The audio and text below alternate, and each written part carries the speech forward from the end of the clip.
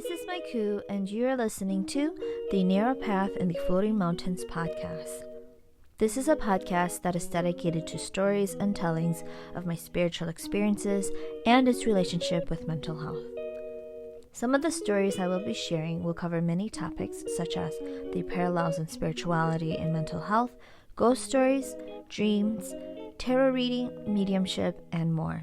Many of the stories I will be sharing are based purely on my personal experiences and how I have made sense of them throughout the years. So to those who are listening to this podcast, I hope that you will enjoy my stories and join me on the narrow path in the floating mountains.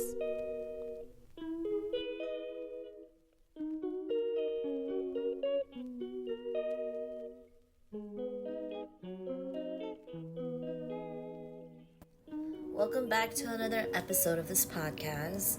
If I still sound different, I'm still healing from whatever it is that I'm healing from. And I'm also just trying to film this back to back with other episodes because I have fallen behind on them. And so if it all sounds pretty consistent, you'll know because of my voice for this part anyways. But for this episode, I wanted to talk about photo auras. I actually had on my list or my outline of episodes I wanted to focus on animal guides, but I haven't worked with animal guides enough to really speak my experience on it. I can mention it because I have been having experiences with it. I tell people I have one animal guide that's this black cat, and recently there's been a black cat that's been hanging out, and in our neighborhood there's a lot of different types of stray cats, but every time, we've had an interesting, thing happen with, stray cats. It's been a black cat. For one, I think I still have the photo of it, but we were sitting in the kitchen, and I opened up the drapes or the curtains, and our window of the kitchen looks out into our backyard, and you can see the garage. And so I opened the curtains, and literally on top of our garage is this tiny little black cat that's just looking at us. It wasn't chasing anything. It was just sitting up there and just looking at us it kind of knew. So I've had that's been one of them. And then if I can find the photo, I'll try to post it on my Instagram or my social media. But I think around that time was when I started intentionally working with this animal guide. And animals have different types of, they work with different types of energy. For the most part, it's working with spirits that don't necessarily speak to you or have that human engagement. Very much in the same way that we think about journeys and being led to discovering new opportunities or new doors, and you're being led by an auspicious animal. Animals are meant to guide you to these answers or realizations, of course, other spirit guides too, but the energy of animals is definitely a little bit more different than humans, or humanoid. But yeah, I haven't worked too much with animal guides to be able to speak about it. But that's my little insert here about animal guides that I actually wanted to do for this episode. But again, just change of direction. So for this episode, I wanted to focus on photo auras, or even auras in general, and this is AURA auras, because right around the time when I started up my episodes again, or started recording again, I actually had the opportunity to do an aura photo. And I think I mentioned that in the episode that I had posted early on this year, that I was able to get this aura photo taken. And I had gotten it taken this year, 2024, but then this was my second time. And so my first time was a couple years ago. I think it was like 2021. And it's interesting because in 2021, I didn't learn Reiki yet. And so there were not a lot of changes in my aura, but it was definitely more clear the second time around. I'll, of course, be posting a picture of both of these on my social medias. But I wanted to elaborate a little bit more about aura photos, or what even is an aura. And so from what I have gathered in my own understanding of auras, how to use it, what it does, and what it looks like, your aura is your energetic field, and it's invisible to the naked eye. Some people can hone in on using their third eye to see the auras of other people. Some people can feel them. Some people can, use their senses to interpret or to engage with other people's aura, or they can change their auras as well. They can use it for protection. They can also use it for cleansing. It could also be a great conduit for connecting to life force if you work with Reiki. And there's just so much that you can do with it. And so when my first few experiences with intentionally working with my aura was when I took that Psychic 101 class, and she had taught us how to feel her aura. And so in her mind's eye, she would expand and contract her aura to allow us to practice feeling other people's energy. So when people are saying oh, I'm feeling this person's energy, you're more than likely in that person's auric field. And so the aura can expand and can contract. It depends on your emotions too. It depends on the type of energy you're working with, the frequency you're working with. In your auric field, you can also have wounds, you can also have lesions, you can also have leakages. So when you're talking about your energy being depleted, or your energy just feeling off, or your energy just feeling like somebody is bypassing your boundaries, your energetic boundaries, whether it's unsaid, sometimes it can be equated to emotional boundaries, mental boundaries too. That is all part of this auric field, that it's usually things having to do with your auric field that you just kind of get the spider senses, the tingly spider senses. So same thing with like you walk into a place and you all of a sudden just get the chills. That's your auric field engaging with the auric, the energetic climate. So it's sort of like, you know, just the way that you engage with spaces and people. It's the first energetic organ. And I might be like misusing that, because I just see the aura as an extension of the self energetically.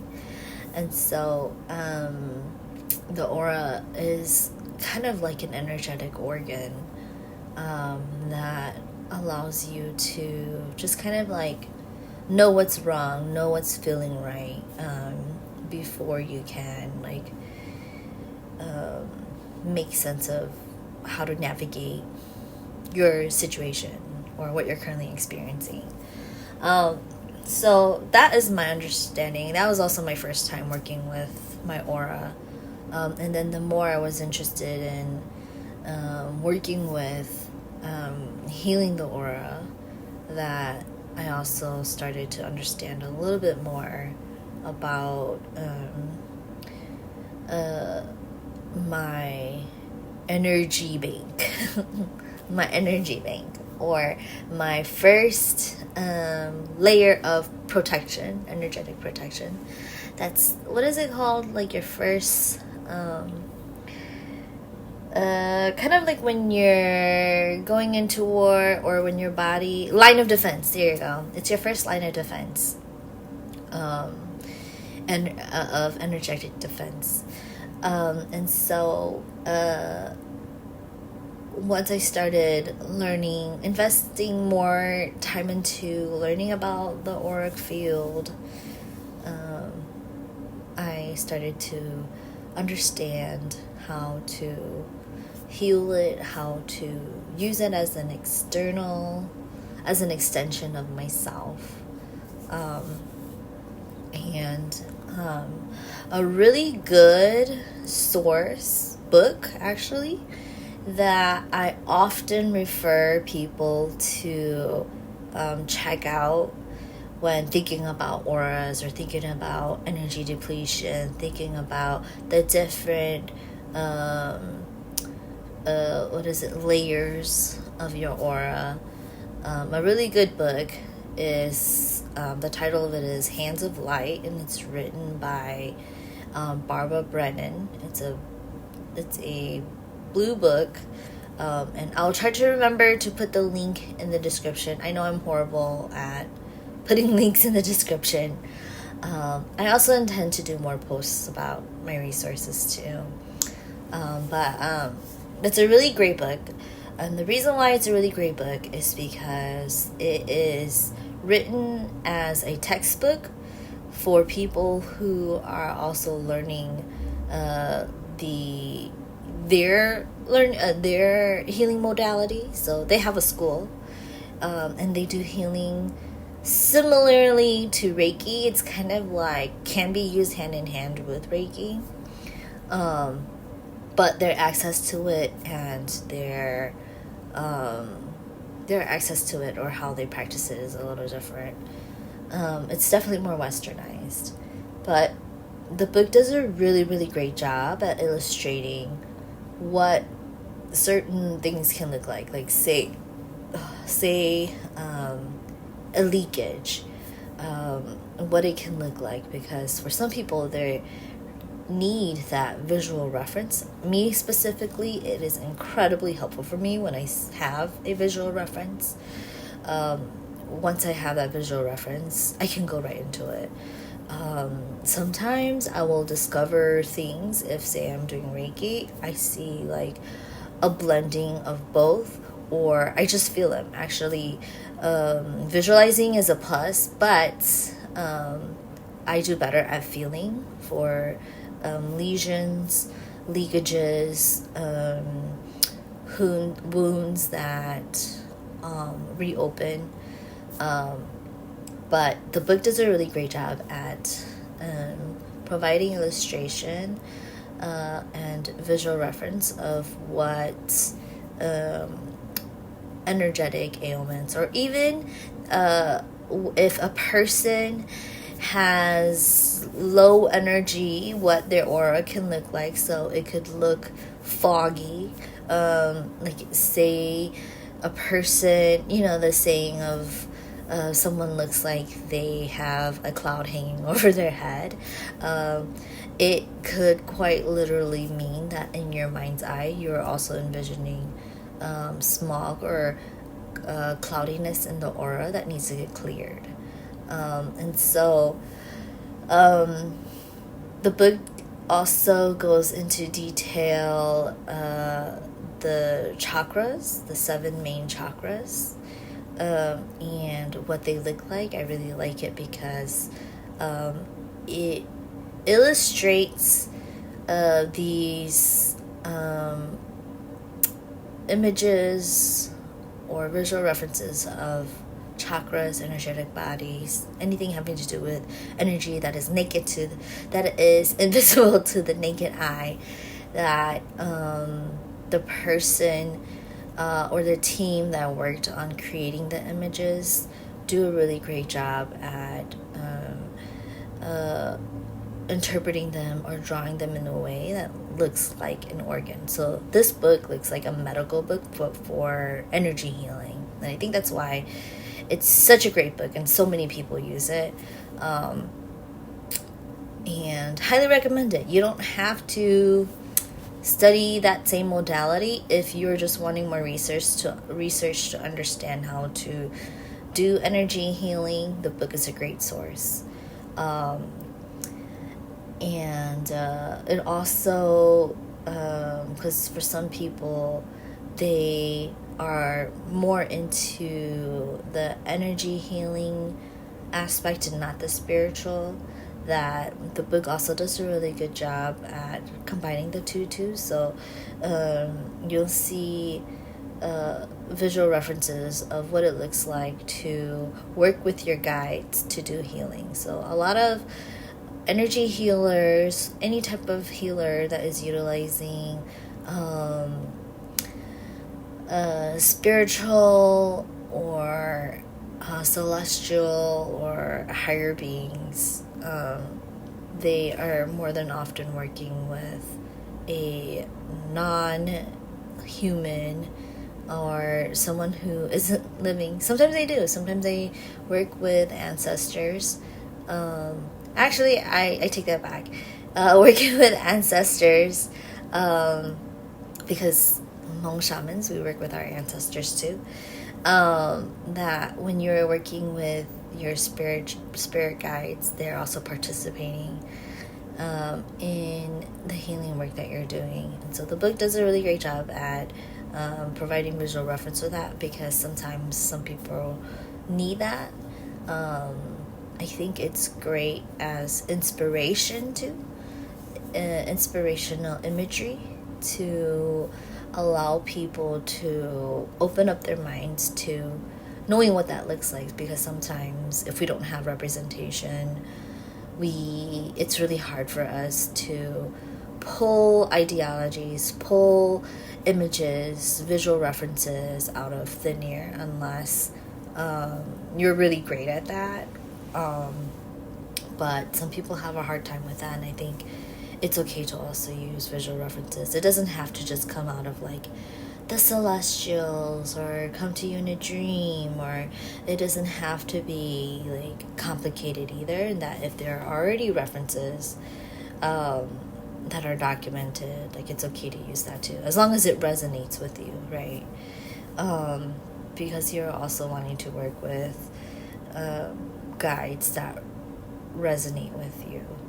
But Hands of Light, Barbara Brennan, it's a great reference for looking at examples of auras and what can potentially happen when your aura has an ailment, or there's something going on with your auric field that is causing you to experience like negative things, or you're just really depleted, the book does a really good job at that.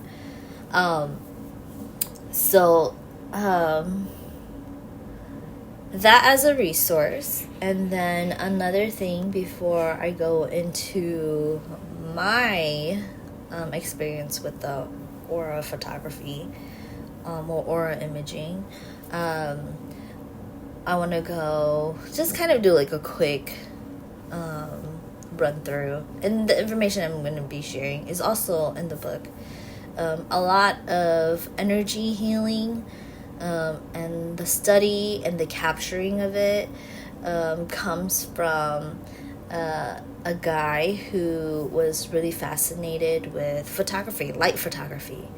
And this form of photography was called Kirlian photography. I believe it also, Kirlian photography was a practice or a study or research that came from Japan, which, right, it makes sense because Japan has this long history of Reiki healing.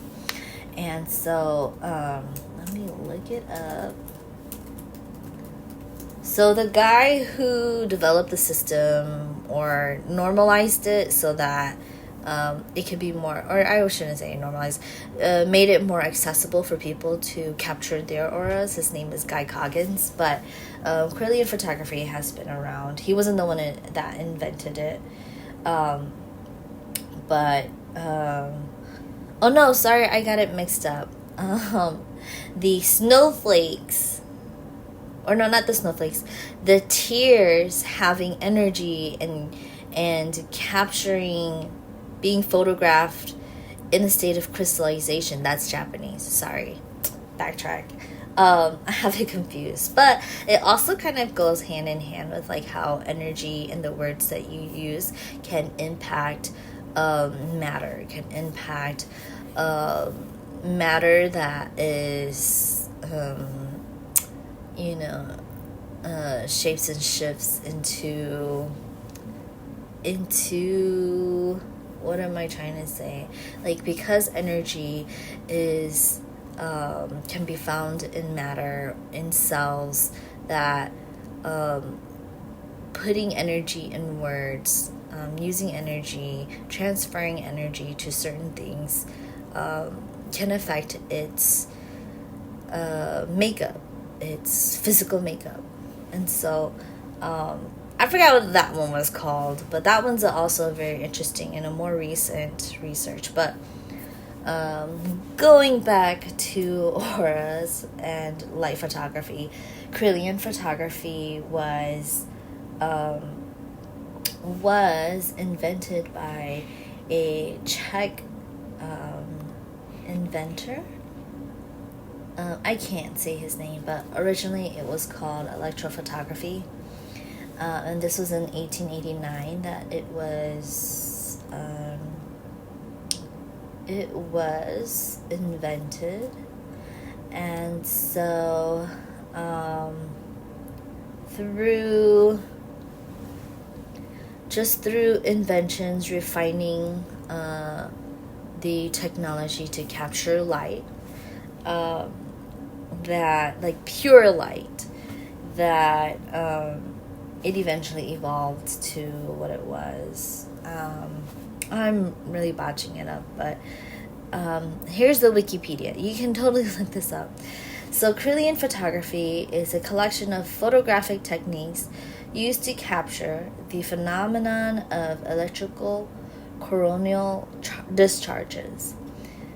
It's named after a Soviet scientist, Semyon Kirlian, who in 1939 accidentally discovered that if an object on a photographic plate is connected to a high voltage source, an image is produced on the photographic plate. The technique has been variously known as electrography,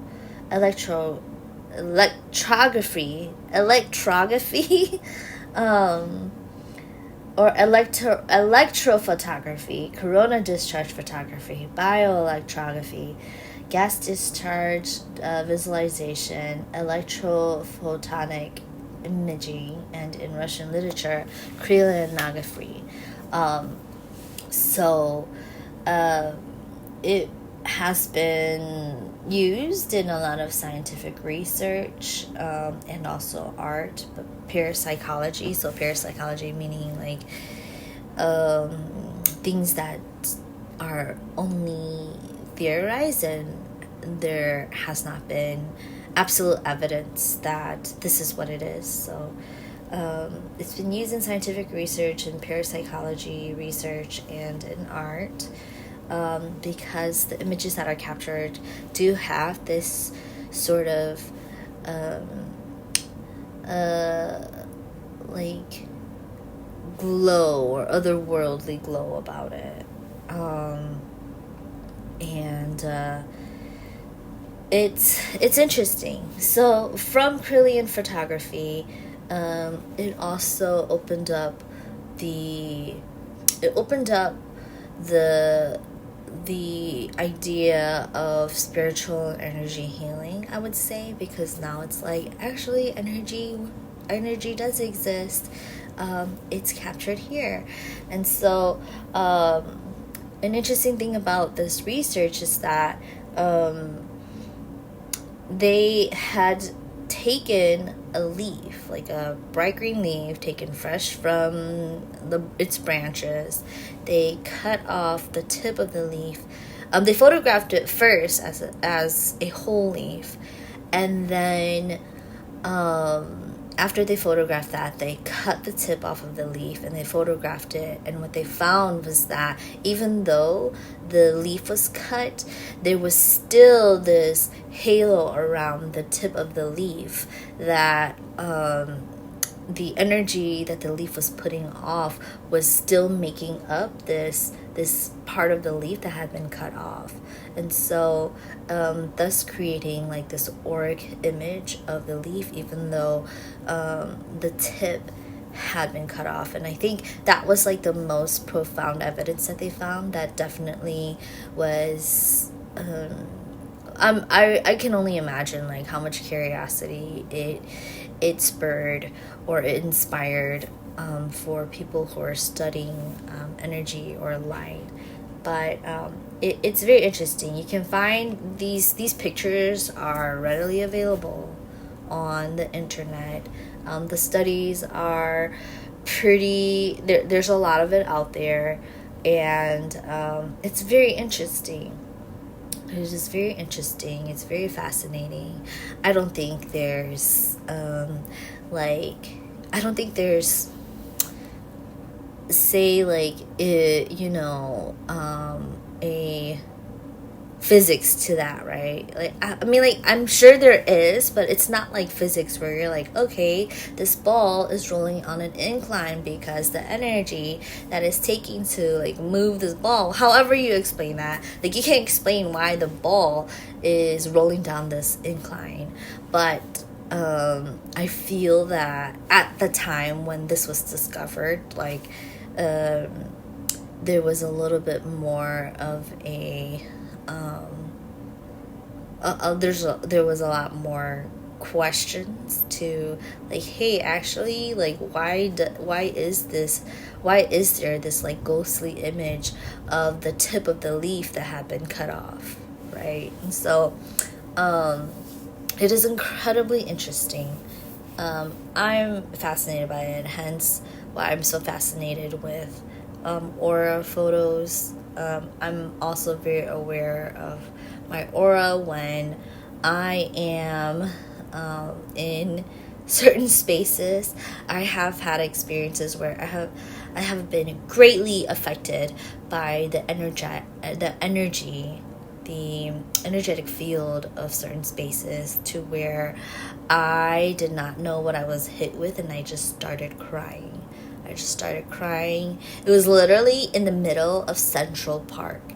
I just started bawling. I got hit with this wall of emotion, and I just didn't know like what it was. And so there's a lot of energy obviously in New York and in Central Park. A lot of things happen in Central Park, and I wonder if it was just like feeling the energy of either residual energy that is left behind, or something is trying to communicate with me. I don't know. I didn't stick around to find out. I was just trying to find safety, so that I could calm down. And so, from Krillin photography, the idea of the concept of Krillin aura actually came out of science fiction novels. And the interesting thing I find about spirituality or energetic practice or energy healing is that a lot of it, a lot of the questions we have about healing can be traced back, or spirituality can be traced back to some type of like literature that can sound very real but also sound very fantasy. But I think that's what's great about art too. Just kind of like a side note, art allows us to ask these questions, these like really non-scientific questions that are not limited to the laws of science. And art allows that freedom to like ask like the wackiest questions, or ask like, hey, what if? Because as we know, there's just a lot of things that just can't be explained. A lot of experiences that just can't be explained. So why not like explore the possibilities of certain research, certain phenomena, ask questions. But anyways, I am going off on a huge tangent, but to kind of rope it back to aura photos, so aura photos and what it's kind of known in the current spiritual like circles, aura photos anyways. I don't know if I said that. I feel like I repeat myself a lot. I'm trying to like formulate my thoughts at the same time too. Aura photos are now you can find people who have the devices to do an aura reading and also photograph your aura. And these machines look very, very outdated. They look like something that was designed in the 1960s, and I really believe that technology has not changed. I don't know why, but with aura photos, you are able to put your hands on this like platform. You place your finger on the metal like plates where your fingers are supposed to go, and then it channels your energy, your whatever you're sending to that machine.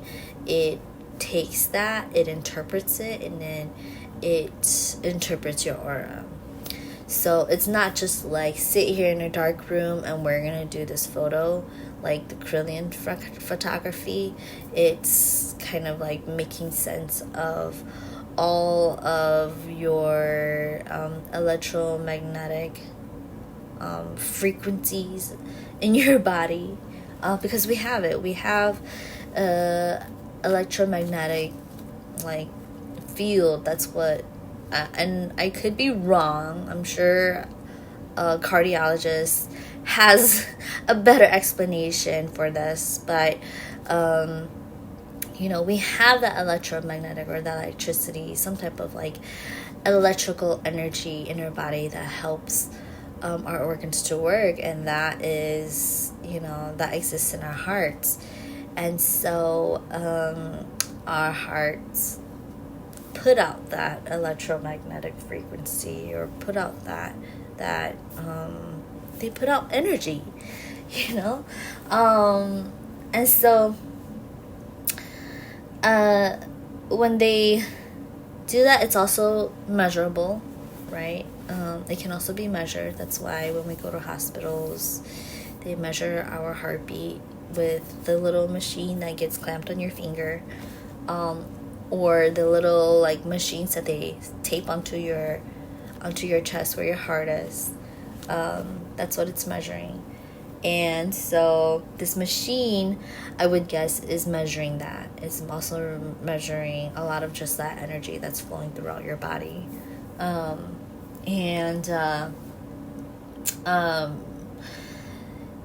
It takes that in, and then it interprets that into a picture or like colors that make up your aura.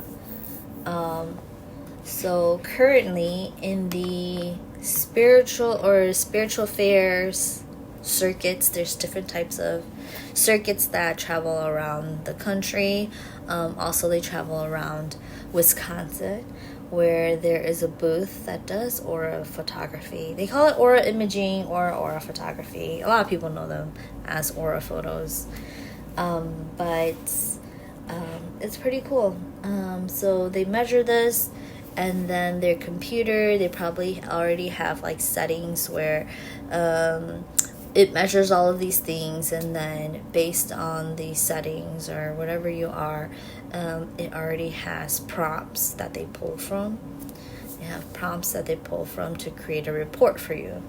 And so going into like talking about my experience, so that's like the gist of it, right? That's the gist of it. And your aura can have many different colors. It can be rainbow, it could be like one solid color, it could be, multiple colors. Sometimes it can look like it depends on the background too, because the first time I got it, it was a digital image and they didn't have a backdrop, and so it was a lot harder to see my aura. But even though the picture, it was a lot harder to see my aura, it was still computing like, oh, you have this color aura, da da da da da. And so my first photo, let me just look it up, the colors that I had, and also it measures how open and how closed your chakras are. And the first time I did it, it was pretty cool. My aura was, my chakras are pretty balanced. So you have the seven main chakras, yeah. And then you have the 7 main chakras, and then from the 7 main chakras, oh, this one's from that one. I have my report next to me, and I'm trying to look through all these. It's like a really extensive report, which is nice for people who like to like read it, like to just like meditate with it. But the first one I had, my throat chakra was actually really expanded, and then so was my third eye and also my heart. But my lower chakras were a lot smaller. And I could go into talking about the chakras too, but I think it would be a whole other episode. But anyways, my first one, the color of my aura was light blue, blue-white, ultraviolet, and then some red-orange, but mostly it was light blue, blue-white, and ultraviolet. So I was multicolored. The second time around, I was also sort of multicolored, but there was a very dominant color. So the first time that I had it, depending on where that color is situated in your energetic field, whether it's on your left or right, it can also be interpreted as like energy that is coming in or energy that is leaving. And I think the left side was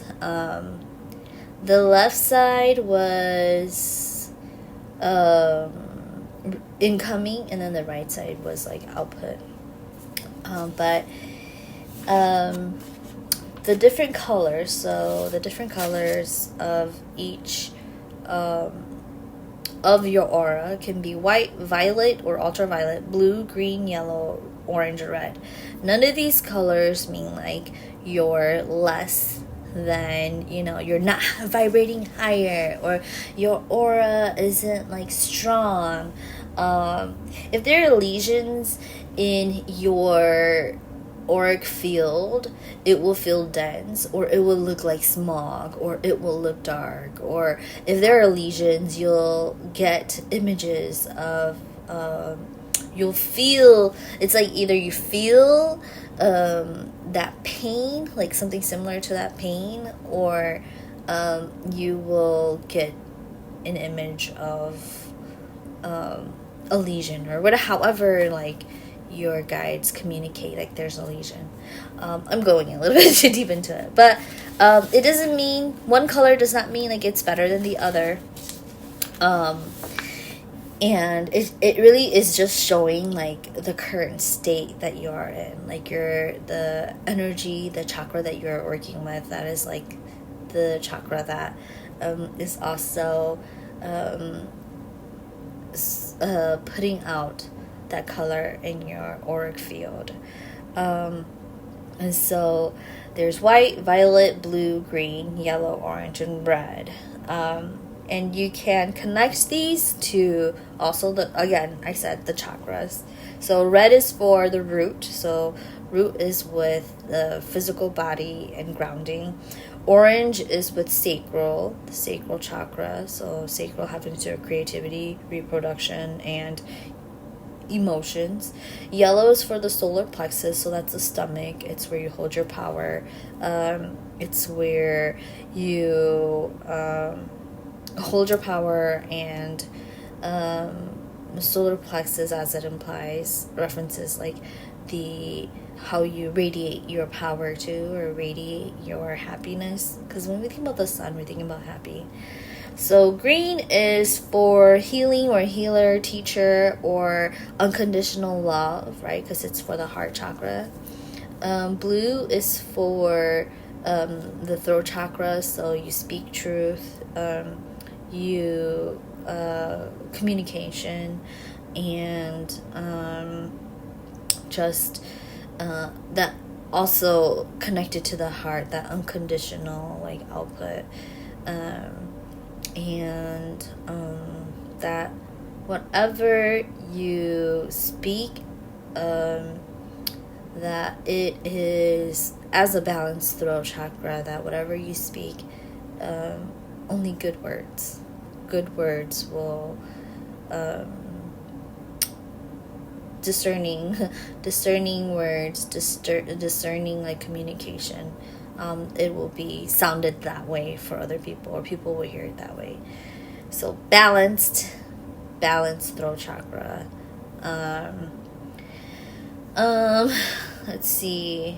Violet is connected to the third eye, and as we all know, the third eye works with like visions, psychic ability, deep spiritual understanding, intuition, and anything associated with like utilizing the third eye. Having purple in your aura is like connecting to the third eye, the working with your third eye. And then white is the crown chakra, so that's at the very top of your head.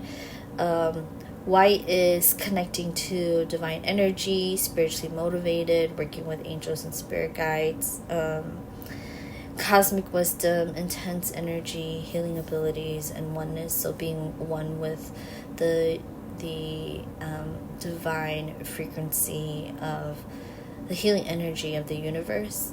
So being one with that. Also being open and receptive to spiritual knowledge and information. So those are the different colors that can come up in the aura photo. And again, for me, some of the colors that came through were light blue, blue white, ultraviolet, red orange, and yeah, red orange. And so that was my first one, and it was very interesting. It was very spot on. The aura reports can also be read in a way that helps you to know like what to look forward to. So a little bit of that, like forecasting, energy forecasting. It's fun. I like it. I like that I get a picture after, and it also is like a energy check-in for me too. And so that was my first one, and that was in 2022. And then I had another one done not too long ago. This one was when was this? It was also done by a different company, but still like similar process. And this one was done earlier this year, so 2 years later. And so the printout for my chakras, they were all balanced except for my sacral. And my sacral has always been an area of concern for me. That's the one chakra I'm constantly healing. And I know why, because the sacral is intended to feel like it helps you to feel joy, the pleasure of like these happy things that happen, that you experience, the pleasure of like life. And I've struggled a lot with that. I've struggled with depression. I've struggled with sense of worth. I've struggled with my insecurities. And so that's something that has been a lifelong like healing journey for me. And I ended up taking this photo too, this aura photo, a year after I learned Reiki. And so it was just kind of like wild that my aura had changed. The color of my auras have changed, as well as my chakras. And so in this one, and you might all have seen the photo, it is my current photo for my Instagram and my Facebook page. That is my aura photo. And so I still have the colors that I have, which is white and blue. There's some fuchsia or magenta, and some light violet. I didn't mention that you can also have these colors because it's just a mix of two colors. But for example, fuchsia is connected to the frequency of the third eye, so violet, and it is working with unconditional love and compassion. Turquoise is working with the frequency of the throat chakra, and so it's also working with compassion, encouraging, nurturing, possible transition and or rest period, rejuvenation, which actually, because of my throat, having this like throat infection or this respiratory infection, I am in need of immense rejuvenation because I've just been through a lot these past few days. And right now I'm currently going through a huge spiritual transition. So kind of makes sense what I am dealing with my throat. But yeah, so I had quite a few colors, and the interesting thing with these reports is that they also tell you like the percentage you are working with in terms of mind, body, and spirit. And for both reports, it's been consistent that I am working at least more than half with my spiritual body. What was it for my last one? My last one was the percentage was 52% spirit, 47% mind and then 1% body. I'm like, dang, am I just like ready to leave my body? Actually, that's not healthy. And I know, like, when people experience traumatic things or they're going through something hard, that in the Hmong culture, your soul can separate from your body. And so,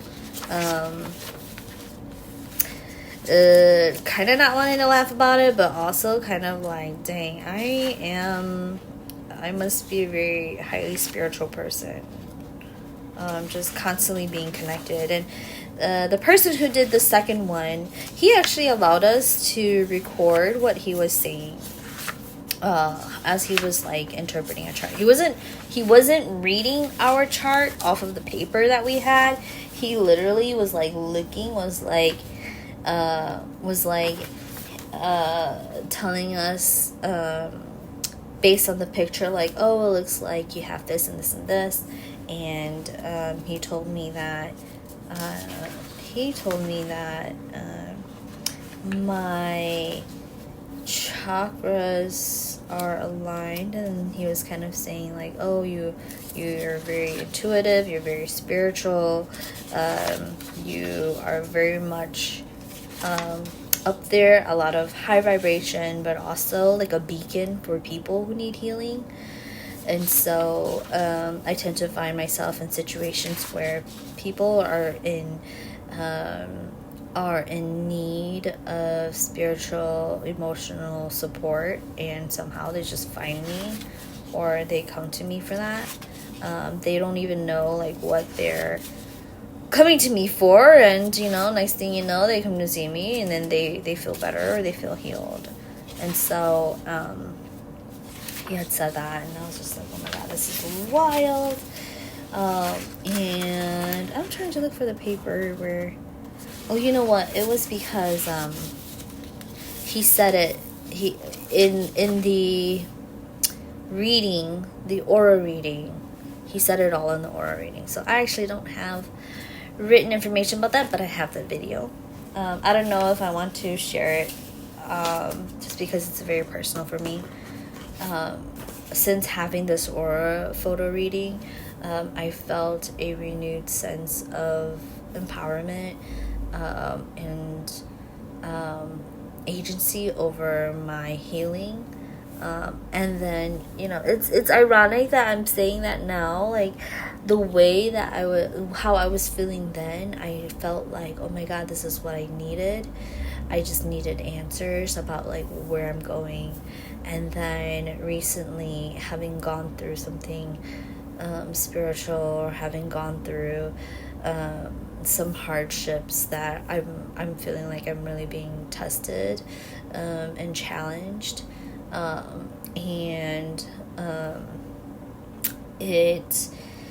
It completely sounds like a different person now, I mean, like, it's still me, and I still use that as like the foundation for navigating my current whatever it is that I'm currently going through. But just the feeling of what I felt then is so, it seems so long ago. And it was just literally in March. It was like in March or April. And now it feels like, oh my gosh, that was like ages ago that I was in this place. And I think it also shows me to be thankful for what I have now, because things could be a lot worse. Being in gratitude, right? Not even like comparing situations, but just being gratitude that, I get to experience life with my family, and despite any discourse, any disagreements, any arguments, that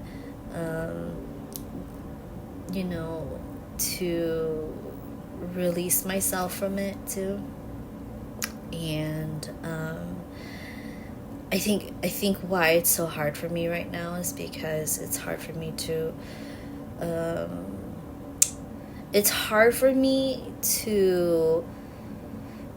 validate myself, because I'm always looking for external validation, that I question myself all the time. And for as much as I've healed, and to still have to question myself or to still question myself. I feel like it's something that sometimes I can't help but feel like, oh my gosh, like, why am I learning this again? But then I realize, like, it's just another phase of that, of what I've experienced in the past. And it's like, you know, it's not going to get easier each time you experience a challenge to grow, right? Like, when you grow, because each time you grow, you're having to go through a test or having to go through a task that is a little harder than the last time that you dealt with it. And I don't know what to think about what I'm currently dealing with, but that is that is what I am channeling. That is the message that I'm channeling currently for myself, is, you know, despite all of these things, like, you know, feeling like you've messed up somewhere, feeling like you've made a huge mistake, feeling like, you know, you've said some things and you regret it, even though they were coming from like a place of like, hey, I just need to be heard, and the response that you're receiving is not what you expected. Like, to really stand on it, stand my ground of like, no, like, you needed to say it, you needed to be heard, and if that person can't hear you, then, you know, don't internalize it, don't feel like it's your fault, because that's something that I struggle with my whole life, is like speaking up and feeling like I would get in trouble for it. And you know, the thing that I speak up for is always rooted in myself of like, hey, that's not right, you're not supposed to do that because that's hurting the other person, or that's hurting me. That it's always been that, you know, whether it be small or big, and I have to continue like trusting that, no matter how hard that lesson is gonna be, of like, damn, you know, if you say this, it might make the situation worse, but you also know you have to speak up, you have to say something, you have to let them know. And I try to give it the benefit of a doubt, like, I only share so that they know, but if it causes just stress, like, I am sincerely sorry to apologetic about it too. And I struggle with that a lot, of, is this causing harm, or am I still allowed to say like, hey, this is what I was dealing with, and I'm still trying to work through that. I think, you know, this is part of the journey, and sometimes it has to be complicated in order for things to regulate or realign. But yeah, I don't know why I shared that, but I think looking at the aura photos helped me to be very reflective about whatever it is that I'm dealing with, and that the answers I was looking for when I went to get these, I have acquired those answers. Like, they affirmed exactly like what I was looking for, and now that I am there, like, it feels different, you know, and it's allowing me to be reflective. I think this is also great why you have written reports too when you get readings, is that when you do have time to reflect, you're able to go back, and these readings or these affirmations can be evidence that, hey, you are doing the work, you know. And so I think when I think back to it, I can't help but feel hurt too. But I'm also working through like this desire to want to be heard or want to be validated from people who just really don't care about you.